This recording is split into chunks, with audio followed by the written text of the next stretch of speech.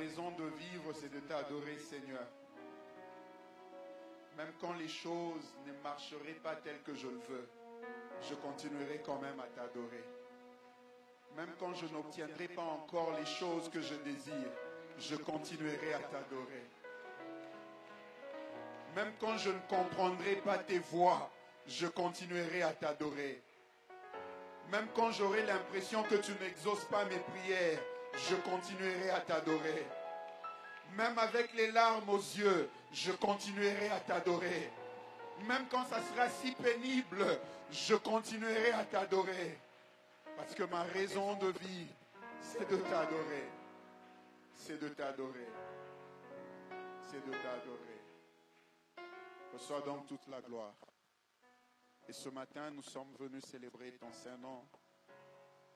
C'est ce que nous avons fait. Et nous voulons maintenant t'écouter, nous parler. Communique-nous ta pensée. Reçois toute la gloire. Prépare nos cœurs à recevoir ce que tu as prévu pour nous ce matin. Au nom de Jésus, nous avons prié. Amen. Est-ce qu'on peut lui offrir des acclamations alors que nous regagnons nos chaises? Gloire au Seigneur. Je vous salue dans le nom précieux de Jésus. Nous ouvrons nos Bibles dans Hébreux chapitre 11, le verset 28. Hébreux 11, le verset 28. Je vais encore nous ramener dans ce merveilleux chapitre d'Hébreux 11. Il y a cela, je pense, 1 mois et quelques semaines que j'avais donné un message sur Hébreux 11. Je crois qu'on était dans le verset 23 et 24. J'aimerais encore que nous puissions rentrer dans ce texte parce qu'il y a beaucoup de choses à apprendre là-dessus. Et dans ce message-là, nous étions en train de voir la foi. C'est d'ailleurs la série que nous sommes en train d'exploiter au culte anglophone le soir. Et j'aimerais que nous puissions encore rester là-dedans parce qu'il y a tellement des choses à voir sur la foi dans ce merveilleux chapitre d'Hébreux 11. Hébreux 11, 28, la Bible déclare, c'est par la foi qu'il fit la Pâque. Il, c'est Moïse, on est en train de parler de Moïse. C'est par la foi qu'il fit la Pâque et l'aspersion du sang, afin que l'exterminateur ne touchât pas au premier-né d'Israël. Amen. Que le Seigneur bénisse sa parole. Alors notre thème ce matin, c'est par la foi que Moïse fit la Pâque. C'est par la foi que Moïse fit la Pâque. Alors comme je disais, nous allons pendant un certain temps rester encore un peu dans ce chapitre de Hébreux 11. Il y a tellement de choses à voir sur la foi. Hébreux 11, c'est toute une collection, comme le pasteur Élie Cagnogno l'a nommé chez lui, il dit le musée, allons au musée de la foi, ou la visite au musée de la foi. C'est tout un musée sur la foi. Il y a tellement de choses à voir sur la foi. Au culte anglophone, nous avons dit le corridor de la foi. C'est tout un corridor. Il y a des leçons et des leçons sur la foi. Et ce matin, encore une fois, nous voulons prendre quelques leçons sur la foi. Alors, avant d'entrer dans le vif du message, de tirer les leçons que nous avons à voir de ce verset, Hébreux 11, 28, j'aimerais d'abord au préalable placer quelques soubassements en donnant quelques principes de manière générale sur la foi. Quelques principes sur la foi. Le premier principe, j'ai dit, la foi est le canal par lequel nous recevons de Dieu. La foi est le canal par lequel Dieu nous donne des choses. La foi est le canal par lequel nous recevons ce que Dieu a prévu pour nous. La foi est ce moyen par lequel nous pouvons nous connecter à Dieu pour recevoir ce que Dieu a prévu pour nous. C'est un peu comme vous avez un fichier dans votre portable, mais pour le lire, il est dans un certain format, il faut que vous puissiez avoir une application ou un logiciel qui vous permettra de le lire. Vous pouvez donc avoir le fichier dans vos téléphones ou sur votre machine. Aussi longtemps que vous n'avez pas ce logiciel-là, vous ne pouvez pas lire ce fichier et comprendre ce qu'il y a dedans. C'est pareil aussi avec la foi. La foi est comme ce logiciel qui nous permet d'obtenir des choses que Dieu a pour nous. Des bénédictions que Dieu nous communique, nous les recevons par la foi. Hébreux 11, le premier chapitre, est en train de dire la foi est une ferme assurance des choses qu'on espère et une démonstration de celles qu'on ne voit pas. J'aime lire cela dans une des versions anglaises qui dit « Faith is the substance of things hoped for ». La foi est une substance des choses que l'on espère. Donc pour dire la foi donne de la substance, ou la foi matérialise, la foi convertit dans le visible les choses que l'on espère. Vous avez de l'espérance qui est des attentes positives, mais pour que ces attentes positives puissent se concrétiser, se matérialiser, comme un musicien de chez nous ici au pays disait, Ndoto et Latinzoto, pour que ces rêves puissent prendre forme, puissent prendre corps, il faut la foi. Éphésiens 2, le verset 8. La Bible dit, c'est par la grâce que nous avons été sauvés au moyen de la foi. Même pour des choses aussi gratuites que le salut, parce que nous savons que nous ne méritons rien pour être sauvés, Dieu nous donne le salut par la grâce, mais pour des choses aussi gratuites que le salut, c'est gratuit, mais pour recevoir, c'est au moyen de la foi que nous recevons cela. La foi est le canal par lequel Dieu nous donne des choses. Avant d'aller plus loin, j'aimerais dire à quelqu'un, quelquefois ça tarde parce que peut-être tu n'as pas encore téléchargé le logiciel de la foi pour recevoir ce que Dieu a à te communiquer.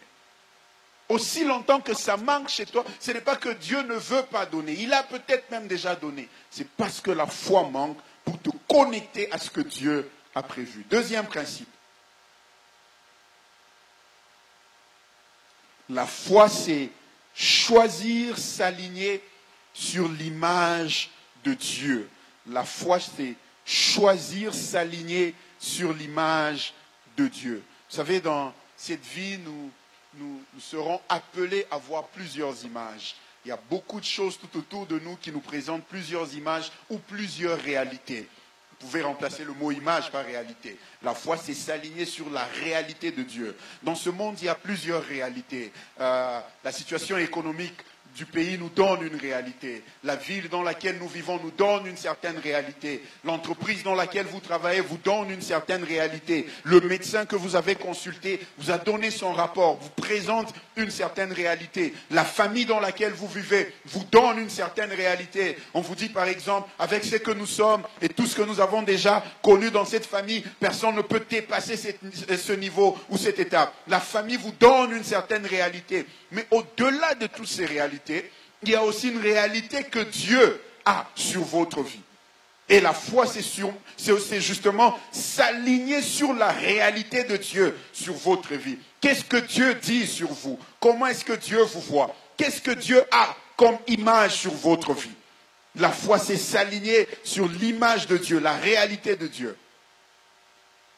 La loi disait que lorsque l'on souffre de la perte de sang, on est impur.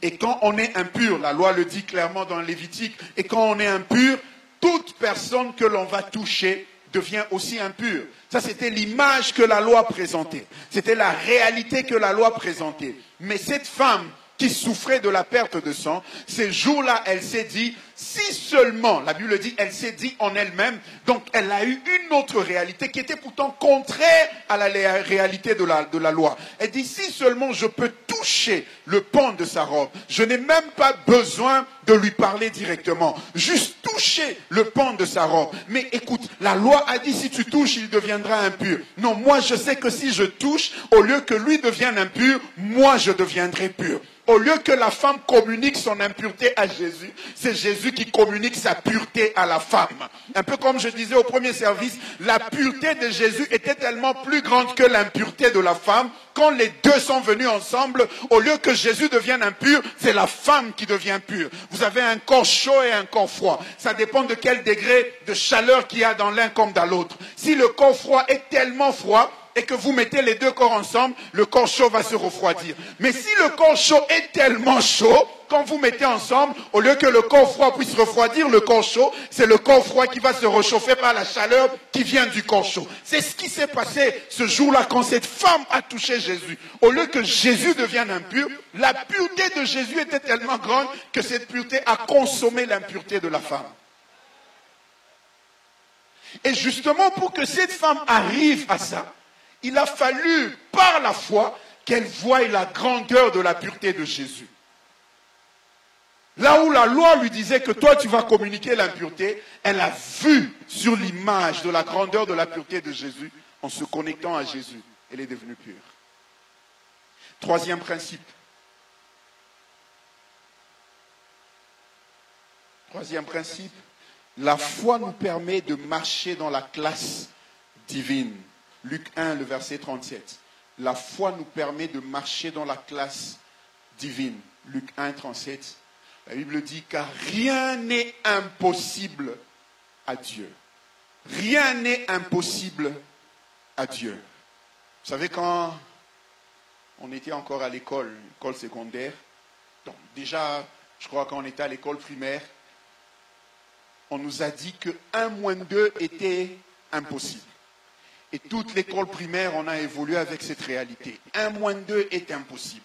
Et lorsqu'on arrive à l'école secondaire, le prof de maths nous dit 1 moins 2 devient possible. Mais comment ça devient possible? Il dit parce que l'ensemble dans lequel vous étiez en train de travailler, c'était un ensemble limité. On appelait ça l'ensemble N, l'ensemble de naturel. Lorsque vous êtes dans l'ensemble de naturel, 1 moins 2 est impossible. Mais lorsque vous montez dans l'ensemble Z, 1 moins 2 devient possible. C'est ce que l'ange est en train de dire à Marie ce jour-là. Lorsqu'il fait la visitation, il annonce à Marie, tu vas concevoir, tu auras l'enfant et tout ça. Et Marie dit, mais comment cela va se faire? Parce que moi, je connais point d'homme. C'est impossible pour les hommes. Et l'ange lui explique comment cela allait se faire. Le Saint-Esprit va te couvrir et tout. Et c'est là que l'ange conclut avec cette phrase, car rien n'est impossible à Dieu. C'est impossible aux hommes parce que vous êtes dans une certaine catégorie, dans une certaine classe. Mais lorsque vous montez dans la classe de Dieu, les impossibles des hommes deviennent possibles devant Dieu. Ce n'est qu'une question de classe. Lorsque vous montez dans la classe de Dieu, l'impossible devient possible. Ce qui était impossible aux hommes devient possible. Marc chapitre 9, le verset 23. Marc 9, 23. Marc chapitre 9, 23.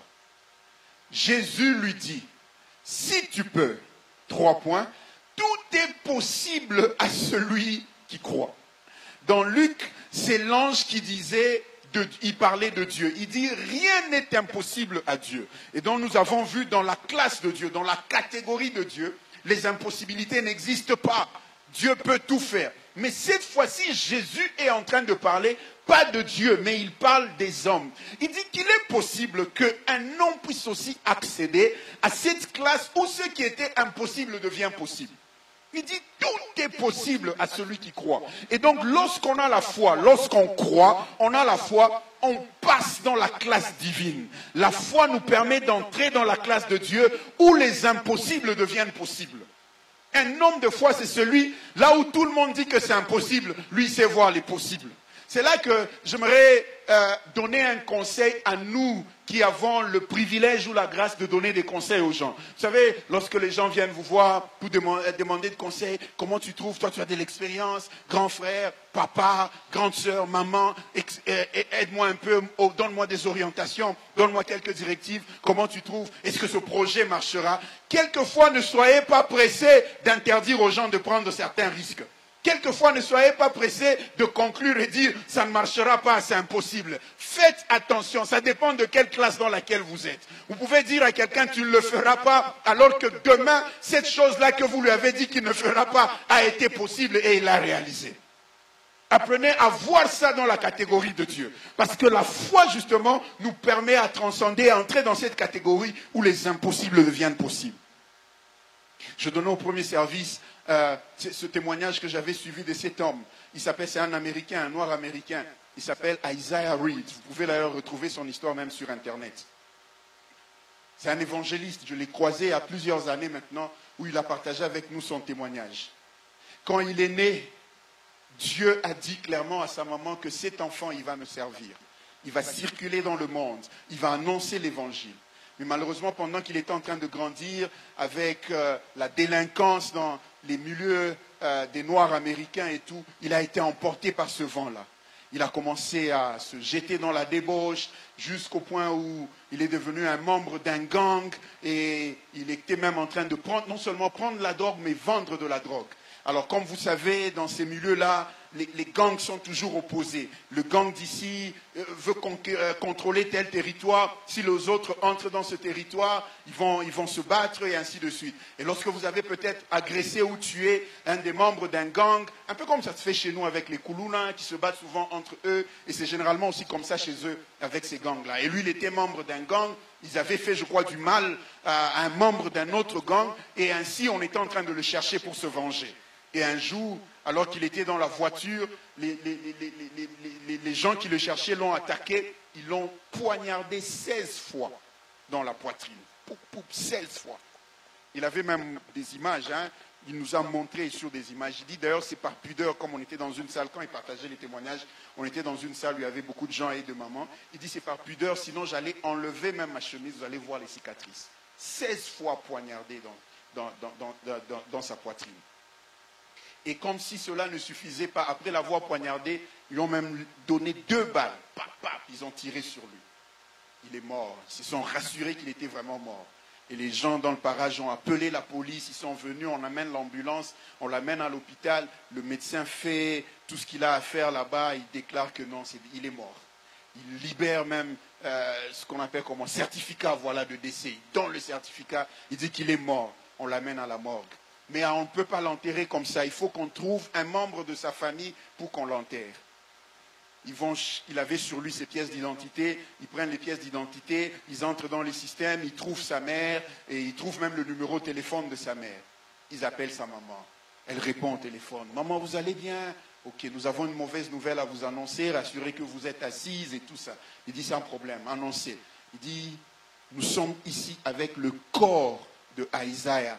Il est mort. » Nous sommes sur le point de l'enterrer. Voilà pourquoi nous voulions d'abord vous annoncer comme la loi l'exige. Et vous pouvez venir pour confirmer que c'est le corps de votre fils et puis nous allons l'enterrer.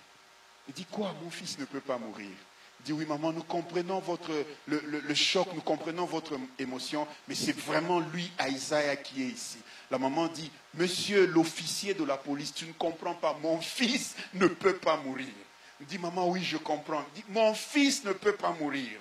Parce que Dieu m'avait dit que mon fils va circuler dans le monde, annoncer l'évangile. Et mon garçon à moi ne l'a pas encore fait. Donc il ne peut pas mourir parce que Dieu ne peut pas mentir. Il dit, maman, j'ai son... Il dit, prends le téléphone, donne à mon fils. Il dit, maman, il est déjà mort, il ne peut pas... Il dit, je te dis, prends le téléphone, donne à mon fils. Et le médecin qui était à côté parle à l'officier et dit, ça arrive souvent comme ça, c'est le choc psychologique, prends seulement le téléphone, mets à l'oreille de son fils, dis-lui, c'est à l'oreille. Quand elle entendra qu'il ne répond pas, elle va comprendre. Et le monsieur va prendre le téléphone, il met à l'oreille, il dit, tu as donné le... Oui, je vais parler à mon fils. Il dit, Isaiah, qu'est-ce que tu fais à la morgue? Ce n'est pas ta place. Dieu m'avait dit à la naissance que tu allais faire ceci. Alors je t'ordonne, moi ta mère, ayant cette promesse, lève-toi de là et viens servir l'Éternel. À la surprise de tout le monde, on a vu, le cœur a commencé à battre encore de nouveau. La foi vous permettra de transcender ce que les hommes ont appelé impossibilité. Alors je vais saisir l'opportunité maintenant, dans cette atmosphère, et déclarer sur la vie de quelqu'un. Les gens ont dit que toi tu ne peux pas atteindre ce niveau. Je déclare que par la foi, que Dieu te fasse entrer dans cette catégorie. Par la foi, entre dans la classe divine. Les choses que ton grand-père n'a pas pu faire, les choses que ton père n'a pas pu faire, toi tu seras le précurseur. Toi tu vas ouvrir une voie nouvelle. Toi tu feras à ce que le Congo soit respecté dans le monde. La foi nous fait briser les impossibilités. 4e principe. La foi est un des piliers principaux des chrétiens. La foi est un des piliers principaux des chrétiens. Hébreux 10, 38. La foi est un des piliers principaux de la foi chrétienne. La Bible dit, et mon juste vivra par la foi. Mais s'il se retire, mon âme ne prend pas plaisir en lui. Je vais rester dans la partie A. Et mon juste vivra par la foi. Il n'a pas dit mon juste vivra par le nombre de connexions qu'il a. Mon juste vivra parce qu'il va être dans une famille qui est bien connectée. On n'a pas dit ça. On n'a pas dit mon juste vivra par l'argent. On n'a pas dit ça. Mais mon juste vivra par la foi. C'est que le juste peut ne pas avoir des diplômes, le juste peut ne pas avoir l'argent, le juste peut ne pas avoir des connexions, mais il vivra quand même et il arrivera à sa destinée. Parce que c'est par la foi que le juste vit. La foi est l'un des piliers principaux de la marche chrétienne. Le juste vivra par la foi. Alors ne vous inquiétez pas, ne soyez pas troublés. Oh non, je n'ai pas d'argent. Un peu comme ce pasteur disait, nous chrétiens, nous sommes tellement limités au point que nous pensons que l'argent c'est l'unique moyen qui existe. Non, je n'ai pas de moyens. Tu n'as pas d'argent, mais ça ne veut pas dire que tu n'as pas de moyens. Tu peux ne pas avoir d'argent, mais les moyens sont là. Parce que l'argent n'est pas l'unique moyen par lequel Dieu peut te donner des choses. Je n'ai pas d'argent, mais ça ne veut pas dire que je n'ai pas de moyens. Ah oui, parce que le jour où il a fallu nourrir plus de 5000 hommes, ou 5000 hommes sans compter les femmes et les enfants, ce jour-là, il n'y avait pas d'argent pour acheter la nourriture qu'il fallait pour nourrir ces gens-là. Mais il y avait un moyen pour nourrir tous ces gens-là, parce qu'on les a nourris sans argent. Dieu peut te prendre en charge sans argent. Dieu peut te faire payer le loyer sans argent.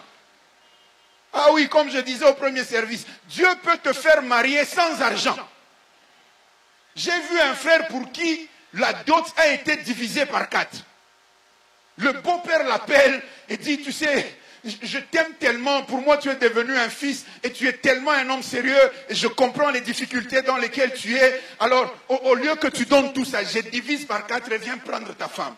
Oh, que le même miracle puisse localiser quelqu'un dans la salle ici qui est en train de prier dans les montagnes. Il y a un pasteur qui est resté dans une maison sans payer le loyer pendant 7 ans.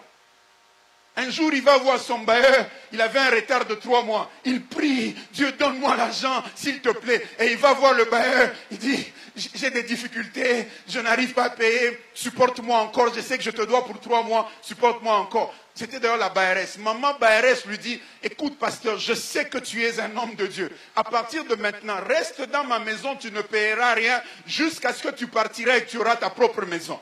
Et il est resté dans la maison 7 ans. Dieu peut te prendre en charge sans argent.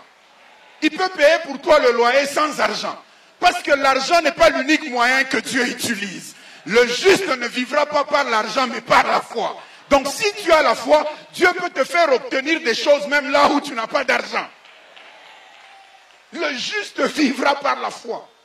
Et ce pasteur est resté 7 ans dans la maison sans payer le loyer. Un jour, il me dit, quand la situation financière s'était un peu améliorée pour lui, il va voir maman Baérès, il dit, ça me gêne de rester comme ça sans payer. Alors, je vous ai quand même prévu ceci, prenez. Non, ben, papa, je vous ai dit que je n'ai pas d'argent.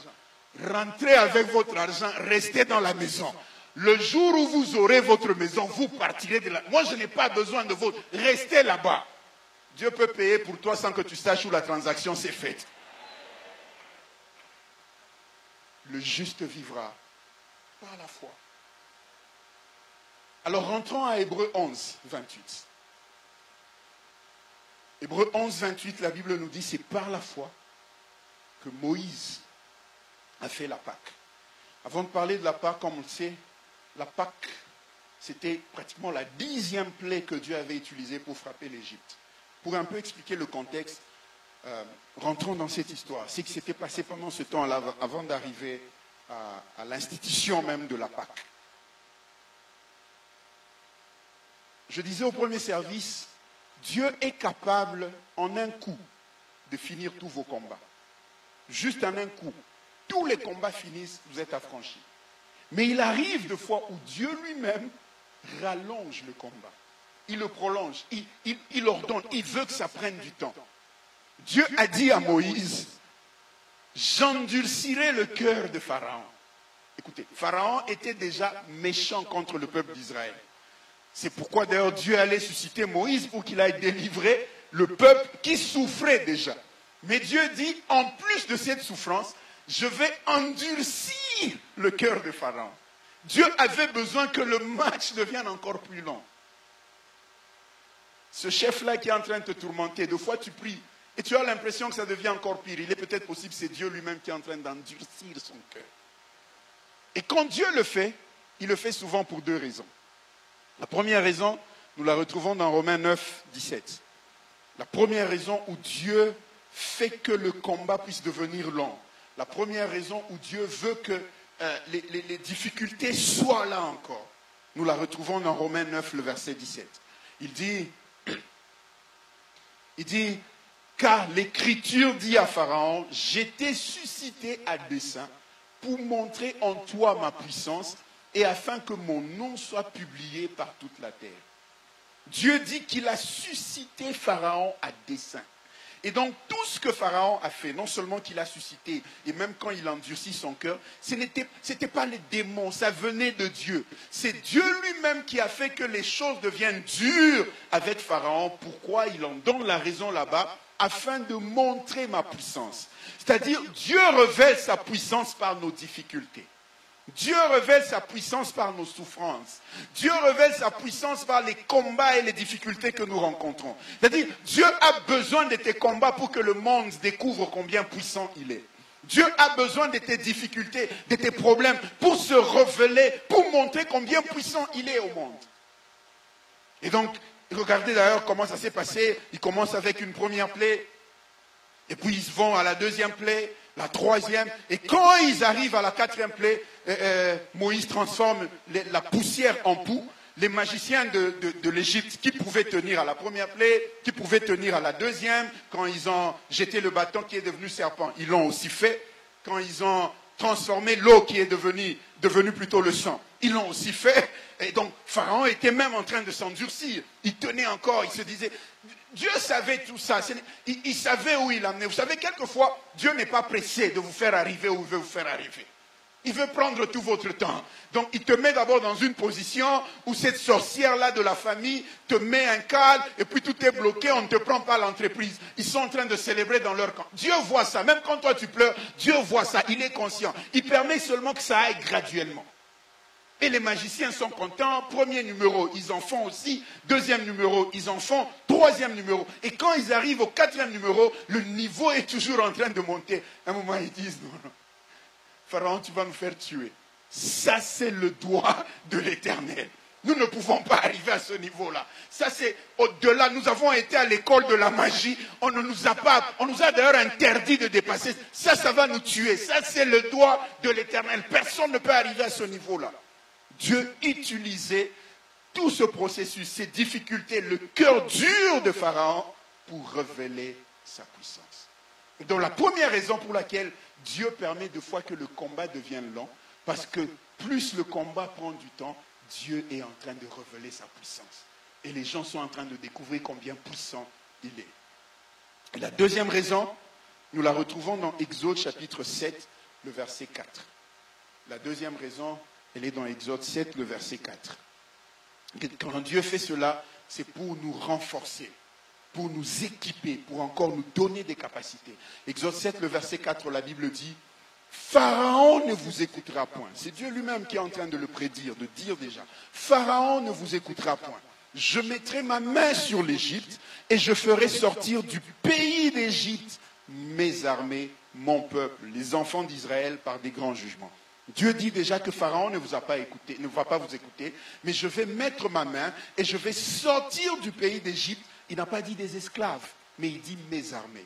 Attends Seigneur, ce sont des esclaves qui sont en Égypte. Israël est esclave en Égypte. Et aucun esclave n'a une armée.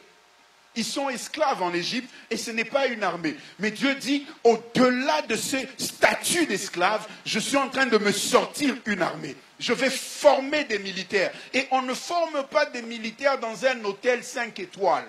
On ne forme pas des militaires dans une salle confortable. On forme des militaires par des douleurs, par des souffrances, par des difficultés. Et donc, plus Dieu est en train de rallonger ce combat, il est en train de se former une armée. Allez visiter des camps militaires. Vous allez voir comment ils font des difficultés, des parcours d'obstacles par lesquels ils passent pour sortir des militaires. Et donc la deuxième raison pour laquelle Dieu permet de fois que les combats deviennent encore longs et durs, c'est pour vous renforcer, vous. Faire en sorte que vous puissiez devenir cette armée dont il a besoin. Que vous puissiez être quelqu'un de forgé, de bien bâti par ces combats. Vous avez été dans des difficultés et quand vous en sortez, vous dites, je suis un survivant et je sais me battre. 2 Samuel, chapitre 3, le verset 1. 2 Samuel 3, le premier verset. Elle lui dit, la guerre dura longtemps entre la maison de Saül et la maison de David. La guerre n'a pas été facile entre les deux maisons. Mais pourtant, Seigneur, Saül était déjà rejeté et David s'est en oint. Oui, mais Dieu a voulu que la guerre puisse durer longtemps. Seigneur, c'est moi qui te cherche. Tous les dimanches, je suis à l'église. Même avant que les cultes commencent, j'intercède, je fais ton œuvre, je nettoie les chaises. C'est moi qui suis fidèle à toi. Mais Dieu veut que la guerre dure longtemps. De l'autre côté, sont des sorciers, c'est des gens qui ne te craignent pas. Mais pourquoi tu permets que cette opposition puisse traîner? C'est lui-même Dieu qui fait que ça puisse durer longtemps. Mais la bonne nouvelle est dans la partie B de ce verset. Il dit, quand la guerre a duré longtemps, David plutôt devenait de plus en plus fort. Et la maison de Saül allait en s'affaiblissant. Plus la guerre prenait le temps, c'est David qui était en train de devenir fort. C'est David qui était en train de se renforcer. C'est David qui était en train d'acquérir des nouvelles stratégies, des nouvelles capacités. Et de l'autre côté, ses opposants, ses ennemis étaient en train de s'affaiblir. J'aimerais m'arrêter un moment et déclarer sur quelqu'un. Plus ça prend le temps, c'est toi qui es en train de grandir dans ce combat. À la fin de tout, tu sortiras vainqueur. Pas plus ça prend le temps. Ce ne sont pas eux qui deviendront plus forts que toi. Mais c'est toi qui es en train de grandir dans ce combat. Plus ça prend le temps, plus tu t'affermis. Plus ça prend le temps, plus tu grandis. Plus ça prend le temps, plus tu t'équipes. Plus ça prend le temps, plus tu deviens sage. Et eux, de l'autre côté, sont en train de s'affaiblir avec le temps. Ils sont en train de s'affaiblir. Et donc voilà, Dieu a permis que ça se passe ainsi aussi pour Israël. C'était dur pour eux. Ça a pris du temps. Dieu est allé étape par étape. Première plaie, deuxième plaie, troisième plaie, jusqu'à la 10e plaie. Et quand il arrive à la 10e plaie, il annonce même à Moïse, il dit, cette fois-ci, Pharaon va vous libérer. Parce que je vais donner un numéro qui va secouer toute l'Égypte et Pharaon va vraiment, vraiment vous libérer cette fois-ci. Seigneur, c'est quoi le numéro? Il dit, l'exterminateur va passer. L'ange de la mort va passer. Je vais tuer tous les premiers-nés en Égypte. Donc, dans chaque famille en Égypte, ce jour-là, il y avait deuil. Chaque famille. Et pas deuil de n'importe qui. Les aînés. Tous les aînés. Jusqu'aux bêtes. Même les bêtes. Tous les aînés, commençant par Pharaon jusqu'en bas. Tout le monde était en deuil ce jour-là en Égypte. Tout le monde. Personne pour consoler l'autre. Parce que tous seront en train de pleurer. Ils vont perdre quelqu'un. L'exterminateur va passer. Et Dieu dit maintenant à Moïse, mais pour que vous, les Israélites, vous puissiez être épargnés, vous n'allez pas prier, vous n'allez pas jeûner, vous n'allez pas, toi tu ne vas même pas venir me chercher à la montagne, mais voici ce que je vous dis, la clé que je vous dis, pour que vous puissiez, vous, être épargnés de la chose, c'est que vous allez faire la Pâque. Tu vas prendre un agneau que tu vas immoler, ou dans chaque maison, on va prendre un agneau, on va immoler. Le sang qui va sortir de cet agneau, vous allez appliquer sur les poteaux de la porte et sur les linteaux, vous mettrez le sang, et puis l'agneau, vous allez le consommer avec le pain sans levain, et il donne plusieurs détails là-dessus. Il dit, c'est seulement ça dont vous avez besoin pour être épargné. Voilà pourquoi même l'auteur du livre aux Hébreux dit que c'est par la foi que Moïse a fait la Pâque. Parce qu'en fait, ce n'était pas facile. Ce n'était pas facile. Dieu vient annoncer à Moïse que, je vais utiliser, comme je l'ai fait dans le premier service, les termes que nous connaissons bien maintenant. Dieu vient dire à Moïse que l'esprit de mort va circuler dans le pays. Dans chaque famille, l'esprit de mort va passer. Mais pour que vous puissiez être épargnés, il ne faut pas prier. Tue juste, mets le sang et ça sera tout. Ça demandait de la foi à Moïse pour accepter cela. Vous savez, s'il y a des bonnes exhortations à la prière, s'il y a des choses qui encouragent les gens à prier, c'est quand vous leur parlez de la mort. Vous dites à quelqu'un, prenons un étudiant, Dieu dit que cette année, il va te donner la distinction. Mais pour y arriver, tu dois prier pendant 3 jours à sec, et puis tu auras ces distinctions. Il va commencer le premier jour, quand ça va le frapper, il devient faible. Il dit, Seigneur, distinction, la satisfaction me suffit. Et il va laisser. Mais quand vous venez lui dire, il y a un esprit de mort, je ne te vois pas arriver en octobre. Et Dieu dit, tu dois jeûner pendant 3 jours. Il va en faire 5. Pour être sûr qu'il a tué tout cet esprit, pour être sûr qu'il est vraiment protégé, il va en faire 5. Mais ici, Dieu dit à Moïse, tout ce que tu as fait, c'est juste tuez, vous mettez le sang et puis ça sera tout. Il a fallu la foi à Moïse pour accepter cette instruction et croire que parce que Dieu l'a dit, nous serons protégés et épargnés. C'est par la foi qu'il s'est levé. Alors, rapidement, je vais prendre les leçons que nous tirons de ce verset. 2 leçons que nous tirons de ce verset et nous allons finir notre message d'aujourd'hui. 2 leçons. La première leçon, c'est que la provision de Dieu est dans ses instructions. La provision de Dieu est dans ses instructions. C'est que Dieu a prévu pour que vous puissiez réussir se cache dans les instructions que Dieu vous donne. Moïse s'est levé par la foi parce qu'il a cru et il a fait exactement ce que Dieu avait prévu pour lui. Voilà pourquoi ils ont été protégés. Si ce jour-là, Moïse avait dit, bon, pourquoi l'agneau? Ça coûte cher. Allons prendre même le lapin. Même le lapin a le sang, non? Est-ce qu'il y a seulement l'agneau? Nous allons tuer les lapins et chacun va mettre les lapins. Ils allaient mourir.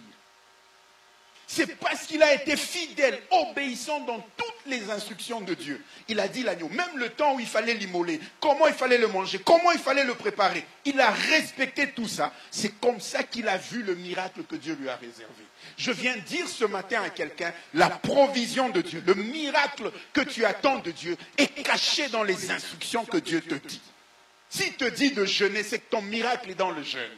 S'il te dit de prier à minuit, c'est que ton miracle est dans la prière à minuit. Ne te dis pas pourquoi seulement minuit. Je veux prier de 22h à 23h, c'est aussi la prière. La provision de Dieu est dans les instructions de Dieu. Ce jour-là, quand Israël se retrouve face à la muraille de Jéricho, Dieu leur dit, vous allez tourner pendant 7 jours. Du 1er au 6e jour, vous allez faire chaque fois un tour. Vous tournez et vous rentrez. Vous tournez et vous rentrez. Et le 7e jour, vous allez en faire 7. Si jamais par hasard, quelqu'un s'était levé comme un illuminé, un génie, il dit, mais vous aussi, au total, ça ne fait que 13 tours. Pourquoi faire 13 tours sur 7 jours? C'est trop long. Nous sommes des hommes de guerre, nous sommes des vaillants, nous sommes pressés pour prendre Jéricho. On va seulement faire 13 tours en un jour et entrer dans la ville. Jéricho n'allait jamais tomber. Il a fallu respecter les instructions de Dieu telles qu'il les avait données. Un tour par jour, même si vous trouvez que ce n'est pas suffisant, vous tournez seulement et vous venez vous asseoir. Faites-le. C'est ce que Dieu a recommandé. Naaman qui va voir le prophète, et puis on lui dit d'aller se baigner dans le Jourdain. Sage selon lui qu'il était. Il dit, mais moi je venais ici, je pensais quand on m'a dit que c'est le prophète, qu'il allait sortir et qu'il viendrait me rencontrer. Élisée n'était même pas sorti. Il lui a envoyé un messager. Il dit, je pensais qu'il allait me rencontrer et venir me donner les instructions lui-même.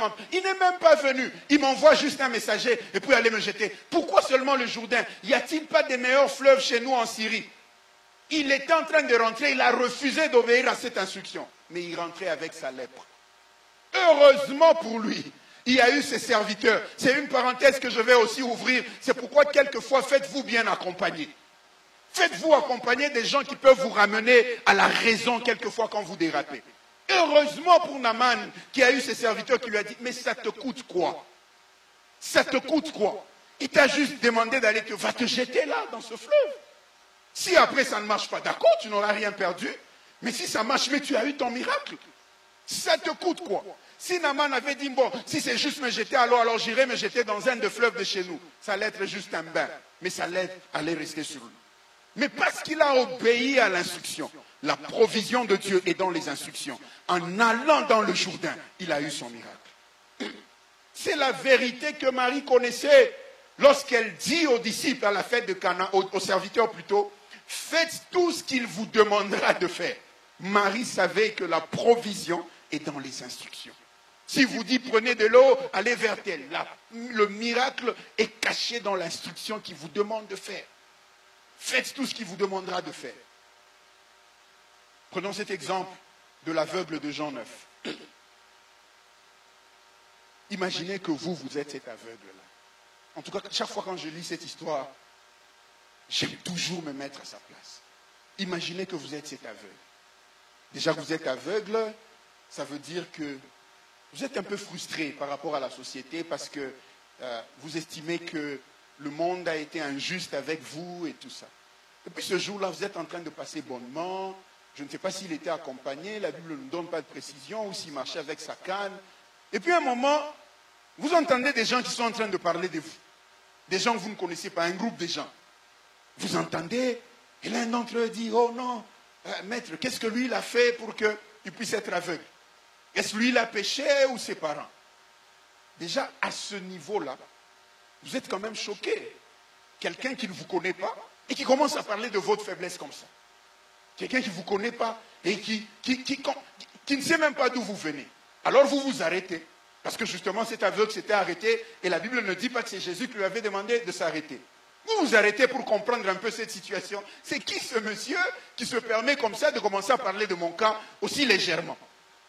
Et puis quand il pose la question au maître, donc vous imaginez que le maître, peut-être c'est le plus sage parmi eux, qui a des réponses, et vous entendez le maître répondre, dire, non, ce n'est ni lui qui a péché, ni ses parents, mais Dieu a voulu qu'il en soit ainsi. Là, vous devenez choqué doublement. Donc, je suis aveugle, pas parce que je suis coupable de quelque chose. Mes parents n'ont même pas péché. Donc, Dieu a été injuste avec moi en me rendant aveugle. Ça peut déjà vous énerver à ce niveau-là. Déjà, à ce niveau, l'aveugle est énervé. Alors, pendant qu'il est en train d'écouter cette conversation, un moment, il entend le maître qui dit, d'ailleurs, voilà, il faut que je fasse les œuvres de mon père pendant qu'il est jour. Je vais faire les œuvres de mon père. Il dit, qu'est-ce qu'il veut faire? Et puis vous l'entendez cracher. Qu'est-ce qui s'est passé? Bon. Et puis après, quelques minutes, vous entendez comme s'il met de la boue sur vos yeux. Donc vous comprenez que la boue, là, ça n'a pas été fait avec de l'eau, mais avec la salive qui est sortie de sa bouche.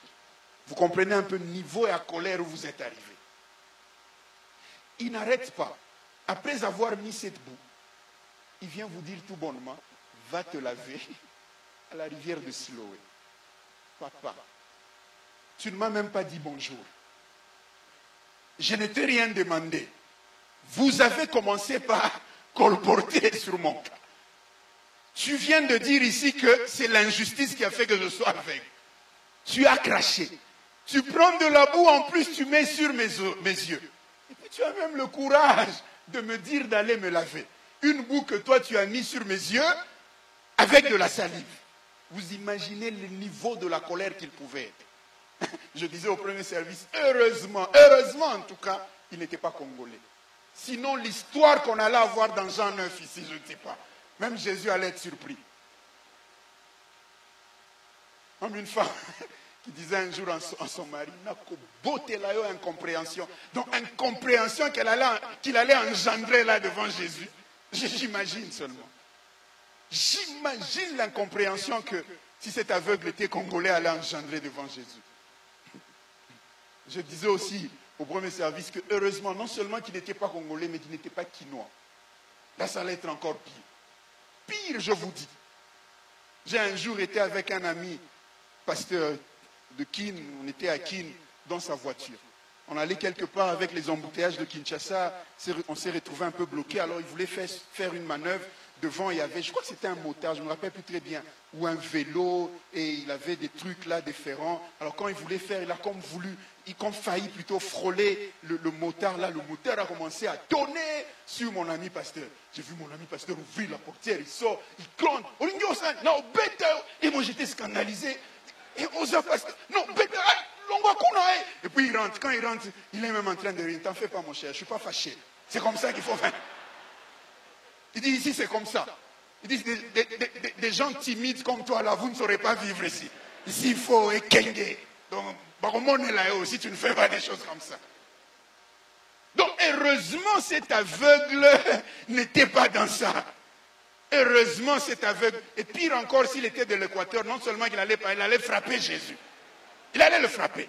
Heureusement qu'il n'était pas ça. Mais ce que j'aime, c'est que quand on lui donne ses instructions, il a obéi. S'il avait dit, pourquoi seulement Siloé, je vais prendre le seau d'eau qui est à côté et il se lave, il n'allait pas voir son miracle. Mais parce qu'il a obéi, malgré le degré de sa frustration, malgré le degré de sa colère, c'est comme ça qu'il a eu son miracle. Je viens ce matin dire à quelqu'un, ton miracle est caché dans les instructions de Dieu. Même quand tu ne comprends pas, obéis d'abord. Seigneur, c'est pénible, je pleure. Je ne sais pas ce que tu es en train de faire dans ma vie. J'ai pourtant jeûné pendant 21 jours. Je n'ai encore rien vu. Mais tu me demandes d'ajouter. Je vais encore le faire. Parce que je sais que le miracle est caché dans les instructions. Il y a cette histoire triste que l'on avait connue quelque part dans une église où je priais. En tout cas, à chaque fois quand je la partage, j'ai toujours un peu de regret au cœur et je n'en parle pas comme pour mépriser la personne qui avait été victime. On priait dans une église et il y avait une sœur avec qui on priait. Elle venait de se marier, il y avait à peine quelques mois et elle était enceinte. Je crois la grossesse était déjà visible autour de 6-7 mois. Et un jour, on était en pleine convention. On avait invité un homme de Dieu. Et cet homme de Dieu, pendant qu'il faisait le service, il voit la dame, il approche, il lui donne, c'était d'ailleurs public, il parlait au micro. Il dit, je suis en train de voir des grands combats sur toi et sur ta grossesse. Mais l'instruction que Dieu me donne, il dit que le jour où tu iras accoucher, où tu sentiras que les douleurs sont en train de venir, avant d'aller à l'hôpital, vois cet homme. Il est en train de pointer le pasteur de l'église. Il dit, vois cet homme qu'il prie d'abord pour toi et puis tu iras accoucher. Malheureusement, comme le diable est malin, quelque temps après cette convention, il y a eu un problème entre la famille de cette dame, sa belle famille d'ailleurs, et le pasteur. Au point que la belle famille a décidé de quitter l'église et elle aussi, influencée par son mari, elle a quitté l'église. Et c'était un problème qui avait dégénéré au point qu'ils ne se parlaient même plus. Ils n'appelaient plus le pasteur et ainsi de suite. Ils ont coupé tous les contacts. Ils ont évolué comme ça. Je crois qu'ils étaient même allés dans une autre église. Le jour où elle a senti le douleur, même avant d'aller à l'hôpital, d'ailleurs c'est son mari lui-même qui nous raconte ça, elle dit au mari, rappelle-toi, cet homme de Dieu avait dit qu'on doit appeler le pasteur qui prie d'abord pour moi avant que je n'aille accoucher. Le mari dit, ah non, qu'il reste là-bas et tout ça, voilà ce qu'il nous a fait, laisse-le, on va appeler un autre homme de Dieu, il va prier. Ils ont même appelé un autre homme de Dieu qui a prié pour elle et ils sont allés à l'hôpital. Elle a accouché, l'enfant est venu. Mais quelques heures après l'accouchement, elle a commencé à perdre le sang.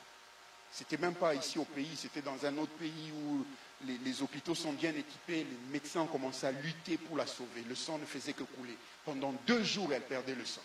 On l'a même transférée vers un autre hôpital. Pendant 2 jours, elle ne faisait que perdre le sang. Et elle est morte. Elle est morte. La provision de Dieu est cachée derrière les instructions. Pourtant, elle avait appelé un homme de Dieu qui avait prié pour. Ça ne veut pas dire que cet homme de Dieu qu'elle avait appelé n'avait pas le feu. Mais le mandat pour sa protection, Dieu l'avait déposé sur cet homme contre qui ils étaient fâchés. Quand Dieu vous donne une instruction, respectez-la à 100%. Parce que la provision, le miracle est dans cette instruction-là. Dieu l'a dit, faites-le tel que Dieu l'a dit. Deuxième leçon, et nous allons finir.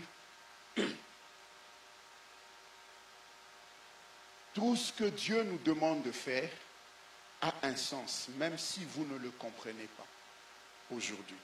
Tout ce que Dieu nous demande de faire, ça a un sens, même si aujourd'hui vous ne comprenez pas. Pourquoi ça? Ça a un sens. Plus tard, vous direz que Dieu, tu avais raison. Dieu a toujours raison. Même si on ne comprend pas tout ce que Dieu nous demande de faire, ça a toujours un sens.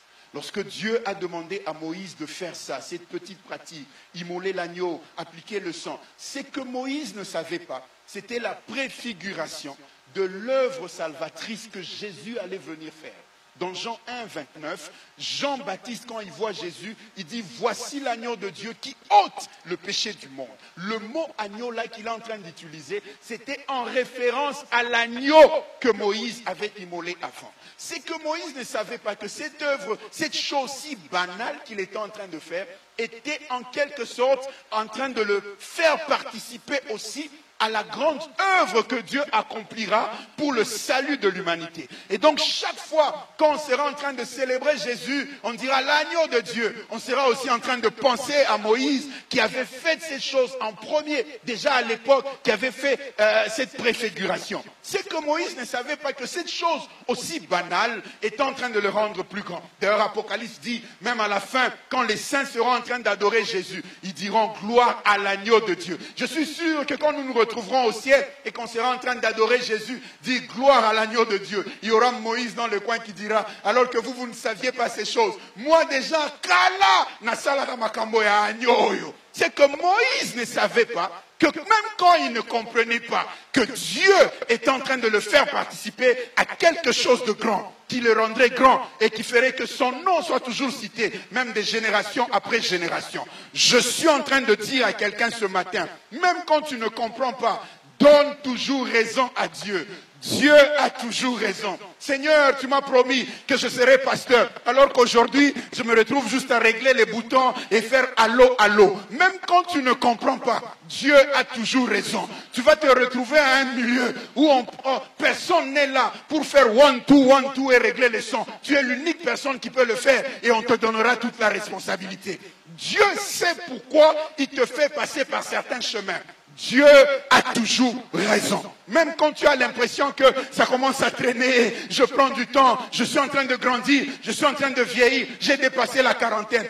Dieu a toujours raison. Il sait pourquoi il est en train de te faire passer par ce chemin-là. Je disais au premier service, lorsque Joseph se retrouve dans la maison de Potiphar, il était sûrement troublé. Il s'est dit, Seigneur, ce n'est pas ce que tu m'as promis. Tu m'as dit que j'allais régner, mais je me retrouve dans cette maison comme serviteur. C'est contraire à ce que tu m'as promis. Même dans cette condition-là, Dieu a toujours raison. Dieu l'amène dans la maison de Potiphar parce que Dieu savait que Joseph, tout le temps où il était dans la maison de son père, tous ses frères étaient au champ en train de travailler, mais Joseph restait dans la maison. Donc Joseph ne savait rien faire, il ne gérait rien. Et Dieu ne pouvait pas lui donner la gestion d'une nation s'il ne sait même pas gérer une maison. Et Dieu l'amène dans la maison de Potiphar. Alors que Potiphar découvre ses compétences, à un moment Potiphar lui dit, je te lègue tout, tu vas tout gérer dans la maison. Pendant qu'il est là, Dieu est en train de le former, il est en stage, en train de se préparer. Si tu sais bien gérer la maison de Potiphar, tu géreras aussi toute l'Égypte. Dieu a toujours raison. Tu m'as promis, Seigneur, que je serai pasteur. Ici, je me retrouve seulement en train de diriger l'intercession, même pas d'une église, mais d'une cellule. Dieu a toujours raison. Il sait pourquoi il te place là-bas et des choses qu'il est en train de former en toi. Joseph se retrouve en prison. Sûrement là encore, il est déprimé. Il dit, Seigneur, c'est contraire à ce que tu m'as promis. Tu m'as dit que j'allais régner. Mais ici, je me retrouve en prison. Dieu a toujours raison. Il sait pourquoi il t'amène en prison. Lorsque Joseph est dans la maison de son père, chaque fois qu'il avait des songes, il ne savait pas interpréter. Il allait voir papa Jacob et c'est Jacob qui interprétait pour lui. Alors que Dieu savait, pour que Joseph entre dans sa promesse, c'est l'interprétation des songes qui était la clé qui allait le connecter à sa promesse. Et donc si Joseph ne sait pas encore interpréter les songes, il risque de rater sa promesse. Dieu l'amène en prison, où il va apprendre à interpréter les songes et interpréter le songe de l'échanson. Lorsqu'il sait interpréter les songes, c'est ça qui le connectera à Pharaon et il interprétera le songe de Pharaon. Toi qui te retrouves aujourd'hui en prison, tu n'es pas encore au palais. Il y a des choses que Dieu est en train de t'apprendre là-bas. Dieu a toujours raison. Il y a cette petite compétence que tu vas apprendre là dans le secret, qui fera que plus tard, quand tu te retrouves devant l'opportunité, on regarde à gauche, on regarde à droite, on dit qu'il n'y a personne d'autre que lui qui peut le faire. Dieu a toujours raison. Même quand je ne comprends pas, Dieu a toujours raison. Même quand je suis en train de pleurer, Dieu a toujours raison. Et je disais au premier service, lorsque Joseph entre en prison, les chansons n'étaient même pas là. C'est qu'il n'y avait aucun signe pour dire à Joseph qu'il était sur la voie d'aller au palais royal. Les chansons n'étaient pas là. Joseph entre en prison dans Genèse 39. Les chansons est jeté en prison dans Genèse 40. Vous savez, la sagesse nous renseigne qu'il faut soigner les relations. Mais ne forcez pas les relations. Ne fabriquez pas les relations. Ne cherchez pas à aider Dieu. Non, mon cher, connectenga, tu vois, vieux, Anna, et tout ça, non, on a des grâces, mais on est dans l'anonymat pour qu'on me connaisse, connectenga. Dieu peut amener les chansons dans la prison où tu es pour te connecter à Pharaon. Tu n'as pas besoin d'aller chercher les chansons au palais royal. Reste en prison où tu es. Dieu a toujours raison. Il amènera les chansons là où tu es. Que ça s'appelle Kasulo, que ça s'appelle Louilou, que ça s'appelle où. Les chansons peuvent quitter Paris et ils viennent te chercher là-bas et t'amener dans la gloire que Dieu t'a promis. Parce que Dieu a toujours raison. Même quand tu ne comprends pas, Dieu a toujours raison. Que le Seigneur bénisse sa parole.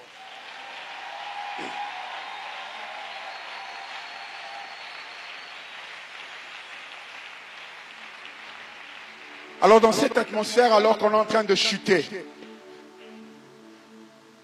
je vais faire quelques déclarations sur la vie de quelqu'un.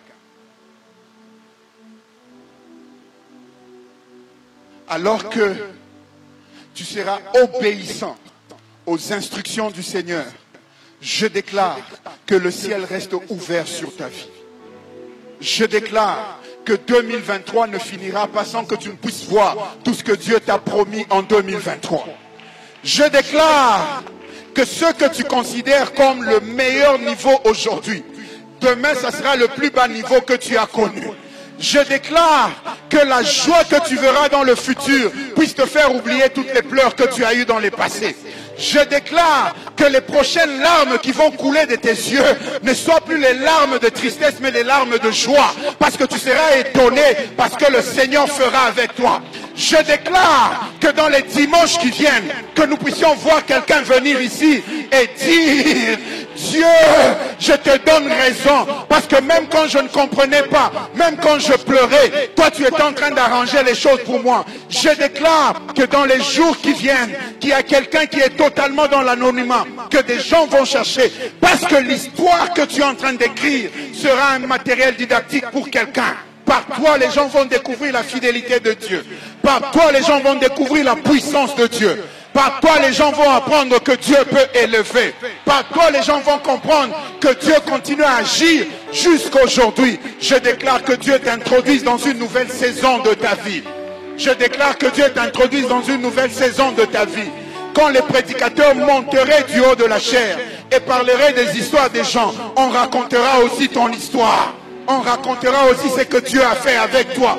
Ton témoignage sera prêché dans des milieux et des milieux. Parce que Dieu va faire des grandes choses avec toi quand tu seras obéissant à ses instructions. Alors élève la voix et commence à prier. Dis: Seigneur, rends-moi fidèle à toi et obéissant à tes instructions. Prie, prie, prie. Parle au Seigneur. Pendant quelques minutes, parle au Seigneur par rapport à ta vie. C'est par la foi que Moïse fit la Pâque.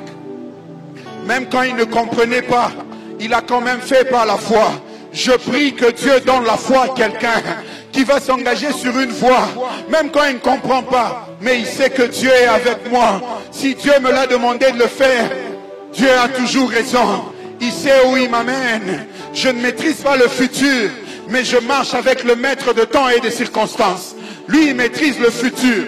Il sait où il m'amène. Il ne se trompe pas. Il ne me trahira pas. Il ne me décevra pas. Je déclare que Dieu te donne cette sensibilité à ne rater aucune des instructions qu'il te donnera. Et que tu sois fidèle à ces instructions. Chaque fois qu'il te réveillera la nuit pour prier, que tu aies la force de prier. Chaque fois qu'il te donnera un programme de jeûne, que tu puisses observer ce programme de jeûne. Chaque fois qu'il te demandera d'être fidèle à son œuvre, que tu sois fidèle à son œuvre. Que Dieu te donne à être obéissant à ses instructions. Que Dieu te donne à être attaché à lui, à te lever par la foi et faire des choses telles que lui les attend avec toi.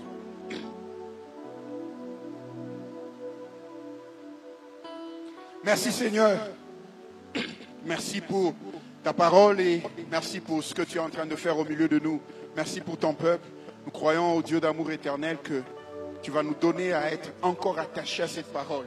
Nous n'allons pas être des auditeurs oublieux, mais nous allons l'appliquer. Nous allons être obéissants à toi, suivre toutes tes instructions, faire exactement ce que tu attends de nous, parce que toi tu es fidèle. Si nous obéissons, tu ne pourras jamais nous décevoir. Aide-nous Seigneur, donc à toujours suivre tes instructions. Bénis ton peuple et nous voulons pendant ce temps Seigneur, te louer et t'honorer avec nos avoirs, à créer tout ce que nous avons amené dans ta maison, nos dîmes, nos offrandes, toutes sortes de dons Seigneur. Et bénis tout un chacun de nous. Au nom de Jésus, nous avons prié. Amen. Nous regagnons nos places. Et nous allons rapidement prendre quelques communiqués. Et avant de passer au communiqué, j'ai une action de grâce tardive que je vais lire, qui est devant moi ici. Action de grâce accompagnée.